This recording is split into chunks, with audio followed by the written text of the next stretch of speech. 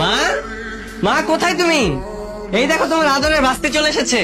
কেমন আছো মা তুমি? আসসালামু আলাইকুম ফুপু। ওয়ালাইকুম আসসালাম। কত বড় হয়ে গেছে মেয়েটা। মা, বাবা কোথায়? বাবা, সুমি, মিলন, ওদের কাউকে তো দেখছি না। এই সময় আবার কোথায় থাকবে?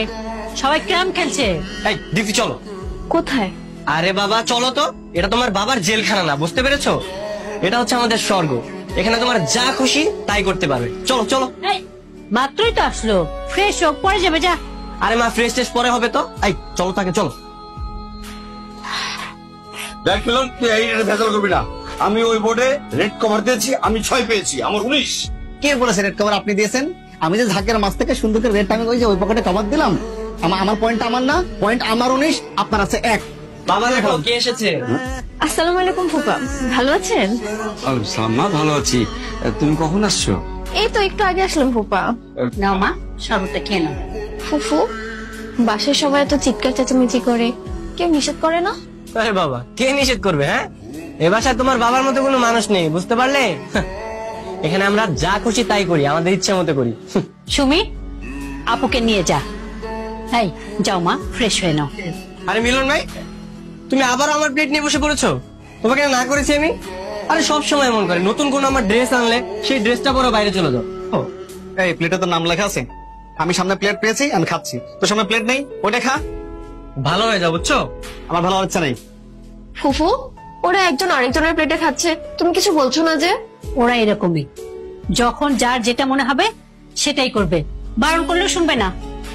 কি বাবার কথা মনে পড়ছে? হ্যাঁ, বাবার নিয়মের কথা মনে পড়ছে? আমাদের বাসায় সব কোনো নিয়ম চলে না।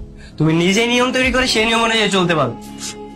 ফুফু, সবাই কই গেল? কাউকে দেখতে পাচ্ছি না যে। ওরা তো সবাই ছাদে গেছে গোসল করতে। কেন? সাদে কেন গোসল করতেছে? আরে সবাই মিলে একসাথে মজা করে গোসল করবে। তুমি যাবে? যাও। আচ্ছা ঠিক আছে। এই মিলন ভাই, তাড়াতাড়ি গোসল করেন তো, আমার তো গোসল করতে হবে। এই তোর যে গোসল করতে না করছে, তাদের পানি আছে না, এই গোসল কর। আরে দীপ্তি, তুমি এখানে চলে এসেছো, আমাদের সাথে গোসল করবে নাকি? হ্যাঁ, আরে না না, আমি এভাবে গোসল করি নাকি? এমনি তোমাদের গোসল দেখতে আসলাম। আরে না না না আপু, এখানে গোসল করো না। দেখছো না কি খোলামেলা জায়গা? আরে এরা দেখো কিভাবে গোসল করছে। আর যদি জানলা দিয়ে কেউ দেখে ফেলে তখন কি হবে? তুই চুপ থাক, বেশি বুঝিস না। হ্যালো ভাইজান। হ্যাঁ রেহানা, দীপ্তি কোথায়? ওকে আমি বারবার কল করছি, ও তো ফোনটাই রিসিভ করছে না। দীপ্তি তো ছাদে গেছে, ফোনটা মনে হয় রুমেই রেখে গেছে। কি বলো, ছাদে গেছে? এসব কি বলছো? এই রোদে বেলা ছাদে গিয়ে কি করে? ওর শান্তরা তো ছাদে গোসল করতেছে, ও সেখানেই গেছে। ছাদে গোসল করে মানে কি? এটা কোন ধরনের কথা? শোনো রেহানা, ছেলে পেলেদের একটু ডিসিপ্লিন শেখাও। আসলে ভাইজান। থাকার বলতে হবে না, তুমি এক কাজ করো, দীপ্তির কাছে যাও, আমি ওর সাথে ফোনে কথা বলবো।